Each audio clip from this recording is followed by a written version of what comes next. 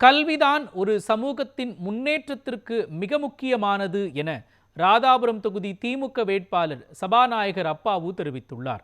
ராதாபுரம் சட்டமன்ற தொகுதிக்குட்பட்ட பழவூர் பகுதியில் உதயசூரியன் சின்னத்திற்கு தீவிர வாக்கு சேகரிப்பில் ஈடுபட்டு வருகிறார். அவருக்கு கிராம மக்கள் மலர் மாலை அணிவித்து ஆரத்தி எடுத்து உற்சாக வரவேற்பு அளித்தனர். அப்பொழுது பொதுமக்களிடம் பேசிய அவர், 5ஆம் வகுப்பு வரை படிக்கும் மாணவர்களுக்கு வழங்கப்பட்டு வரும் காலை சிற்றுண்டி திட்டம் அடுத்த ஆண்டு முதல் 8ஆம் வகுப்பு வரை படிக்கும் மாணவர்களுக்கும் விரிவுபடுத்தப்படும் என்று கூறினார்.